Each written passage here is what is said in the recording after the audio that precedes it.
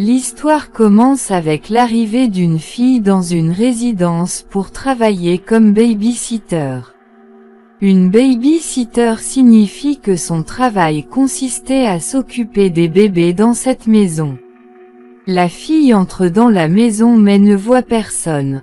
Elle appelle sa mère pour lui dire qu'elle restera ici ce soir. Lors de l'appel, elle entend une voix étrange. Elle suit la voix venant du sous-sol. Elle voit mais n'en croit pas ses yeux parce qu'une dame était assise là et mangeait son bébé. Elle voit cette fille bizarrement mais quand la fille essaie de s'enfuir de là, son mari ferme la porte. Après cela, cette dame a tué la fille et nous voyons une marque étrange sur la porte du sous-sol que nous découvrirons dans la suite de l'histoire. Plus tard, l'histoire après quelques années dans le présent est montrée. Nous voyons un garçon de 17 ans nommé Ben. Il allait chez son père avec son jeune frère en vacances. Ben atteint son père qui vit dans une ville. Au dîner, nous découvrons que les parents de Ben étaient sur le point de divorcer et que Ben n'était pas du tout content de cela. Que ses parents seront séparés. Le père de Ben travaillait dans un port, c'est pour ça qu'il l'emmène avec lui au travail. Il y avait une autre maison à proximité de la maison du père de Ben et une famille y est venue en vacances. Il y avait un couple et leurs 2 fils de cette famille. Ben interroge son père à propos de cette famille et il dit qu'ils sont peut-être venus ici pour rester quelques jours de l'autre côté. Ben se dispute avec quelques garçons. Il leur parlait entre-temps. Une fille nommée Mallory vient voir Ben. Elle aussi travaillait ici. Puis on nous montre une scène forestière où une dame nommée Abby errait avec son fils. En fait, c'était la famille d'Abby qui s'approchait de la maison du père de Ben pour les vacances. Ils faisaient une randonnée dans la forêt mais Abisson s'est séparé d'elle. Il était perdu quelque part.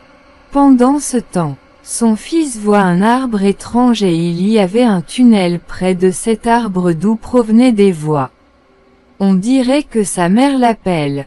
Le fils d'Abby panique mais ensuite il voit la marque sur l'arbre que nous avons vu sur la porte du sous-sol. Le fils d'Abby prend une photo de cette marque et il voit quelque chose d'étrange dans ce tunnel. Comme une main qui l'appelle vers lui. Pendant ce temps, Abby vient et l'emmène avec elle. En chemin, sa voiture entre en collision avec un cerf. Elle est morte et Abby l'a ramenée à la maison avec elle. Son mari demande pourquoi tu l'as apportée. Elle dit que nous pouvons avoir sa viande. Je la couperai moi-même pour que nos enfants découvrent comment la viande arrive en ville. Elle va couper ce cerf avec un couteau mais elle ne peut pas et se salit ainsi que son fils. C'est pourquoi elle part. Maintenant nous voyons qu'une chose étrange de ce cerf sort. Ben se réveille aussi dans sa maison et a l'impression que quelqu'un est marchant sur le toit. Il sort et trouve un trou à l'extérieur de la maison d'Abby. Cela ressemble à un animal et le mari d'Abby se réveille également. Il demande à Ben que s'est-il passé. Ne t'inquiète pas, va dormir, ce serait un animal. Pendant ce temps, on voit une chose bizarre derrière Ben qui l'observait. Le lendemain matin, le fils d'Abby se tenait près du trou vu par Ben la nuit. Ben dit en partant, « Regarde, écarte-toi » car il sentait que peut-être qu'un animal s'y cachait le même jour.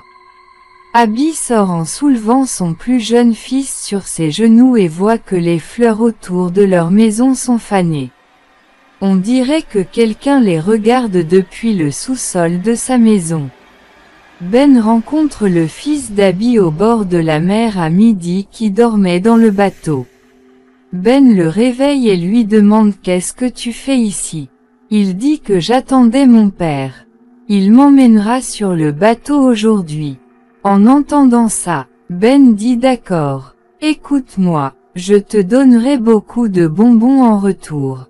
Tu devras me dire si tu ressentiras quelque chose de mal autour de chez toi parce que Ben avait peur de cette nuit-là. Le père de Ben aime aussi une fille aujourd'hui avec qui il veut que Ben rencontre mais Ben ne veut pas parce qu'il sent que ses parents se séparent à cause d'elle. C'est pourquoi il accompagne Mallory à la fête de ses amis sans informer son père qu'il boit beaucoup et qu'il aime beaucoup ça. Mais les amis de Mallory lui font du mal à la fête. Ce qui le rend furieux. Maintenant, la nuit. Il est montré sur l'écran du moniteur de la maison d'Abby que son plus jeune fils dort dans le chariot et qu'il y avait une chose étrange autour du chariot avec des yeux brillants. Soudain, le jouet du fils d'Abby est tombé. Abby s'est également réveillée avec ce bruit. Elle se rend dans la chambre de son fils et est surprise car son bébé n'était pas dans le chariot, il y avait juste des bois et puis deux mains sont venues du bas et ont tiré Abby. Le soir, Ben rentrait à la maison et voit Abby avoir son bébé sur ses genoux mais avant qu'il puisse l'arrêter. Son père arrive qui se mettait en colère contre lui parce qu'il avait prévu un dîner avec cette fille qu'il aime bien mais Ben dit que non. Je veux rencontrer son père car tu quittes ma mère à cause d'elle. Cette dame entend aussi cela parce qu'elle était avec le père de Ben. Entendant cela à son sujet, elle part en colère. Abby est montrée le lendemain matin en train de faire des actes étranges.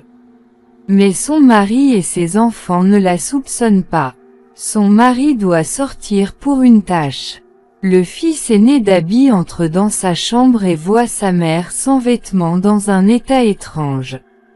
Il a peur de la voir. Ben rentre chez lui la nuit et la porte de sa chambre a été ouverte et le fils d'Abby était également là. Il réprime sa peur et dit à Ben, « Je ne veux pas rentrer à la maison. Et s'il te plaît, ne la laisse pas entrer. » En fait, il parlait d'Abby pendant ce temps. Abby vient chez Ben. Elle est venue emmener son fils mais Ben lui ment en disant que son fils n'est pas là parce qu'il sentait peut-être qu'Abby la battait fils. Abby entre de force dans la maison de Ben car elle sait que son fils est à l'intérieur. Son mari y vient également. Le fils d'Abby sort après avoir entendu la voix de son père. Il dit à son père, « Rentrons à la maison papa. » Ben les soupçonne maintenant et pense qu'il y a quelque chose qui ne va pas dans leur famille. Il commence à les espionner mais il ne ressent rien d'étrange. Abby était avec son mari dans la pièce et nous avons découvert d'étranges marques sur son corps et il y avait une voix dans ses os. On aurait dit que quelqu'un avait possédé Abby ou peut-être qu'elle l'était. C'est Abby. Le lendemain, Ben attend le fils d'Abby près du bord de mer pour qu'il découvre ce qui se passe dans leur maison mais le fils d'Abby n'est pas venu alors pour le découvrir. Ben s'y rend. Il interroge son père sur son fils mais, étonnamment, son père ne sait rien de son fils. Il dit de qui vous parlez. On dirait qu'il ne se souvient pas qu'il a des enfants. Il a tout oublié et Ben trouve ça étrange et rentre chez lui mais voit cette étrange marque que le fils d'Abby a vue dans la forêt et que nous avons vue au début de l'histoire. Il le prend en photo et le recherche sur le net. Tout en collectant toutes les informations, il découvre un démon.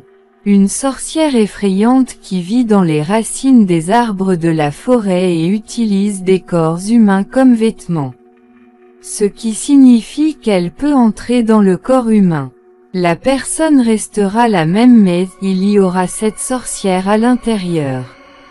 Elle a de tels pouvoirs qu'elle peut contrôler l'esprit humain et suce aussi le sang des bébés.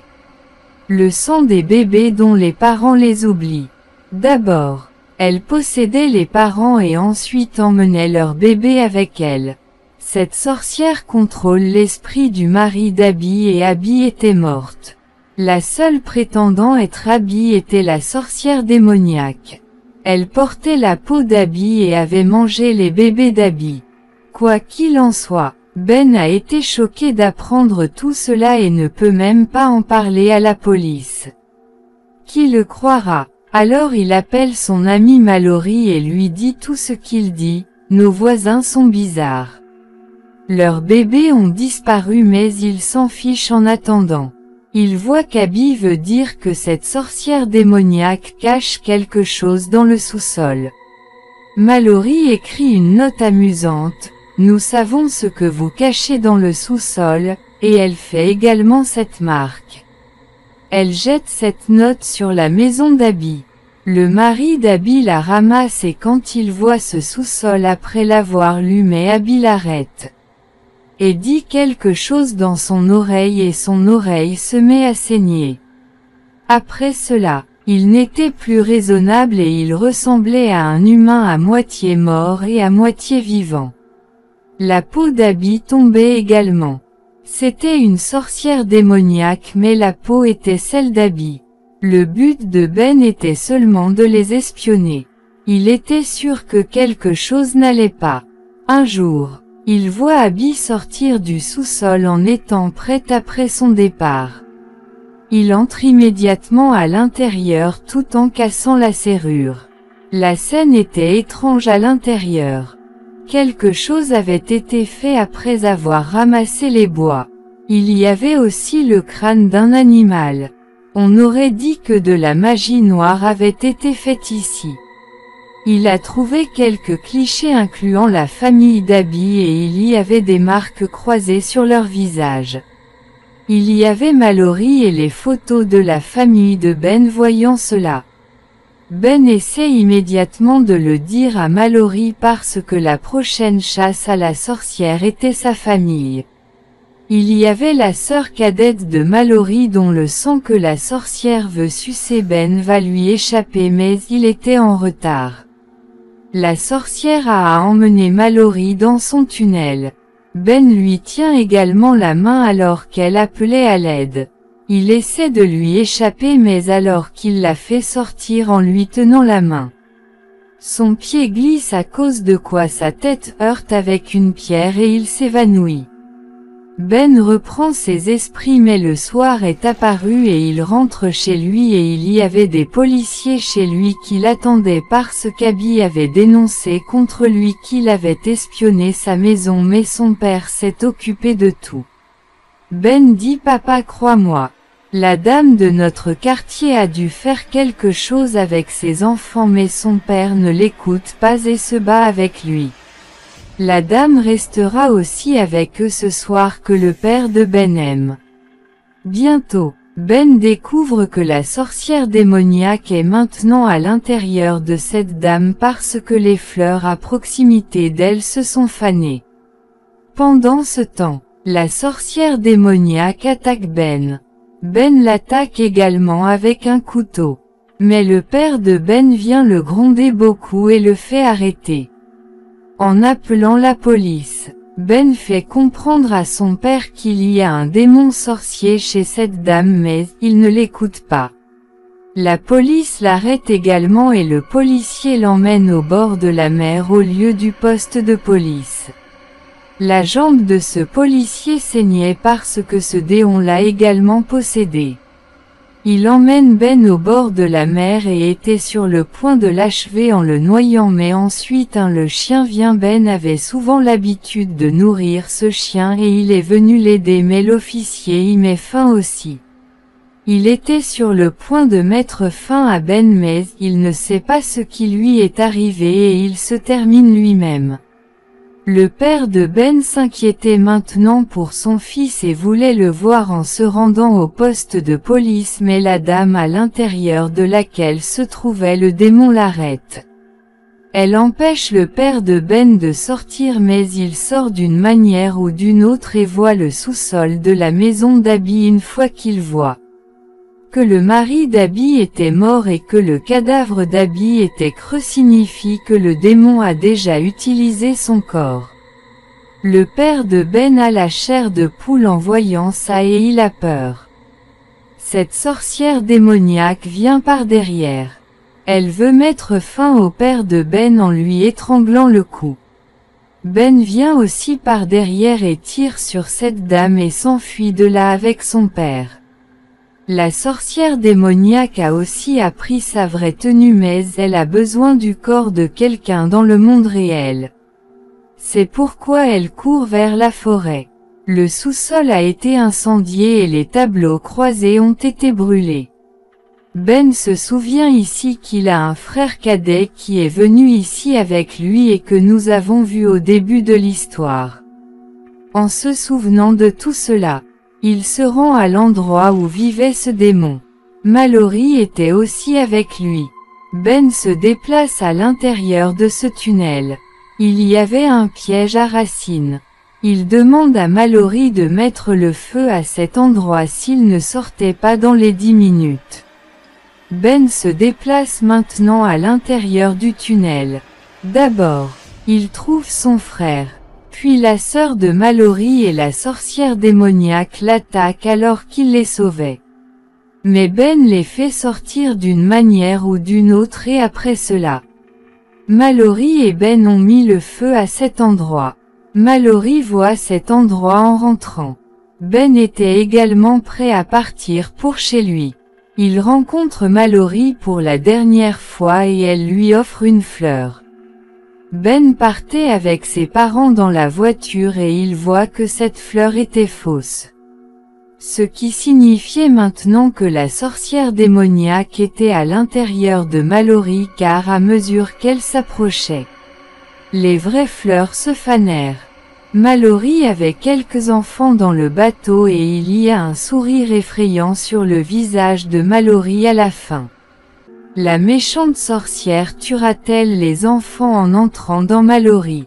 Personne ne sait. C'est la terrible fin du film.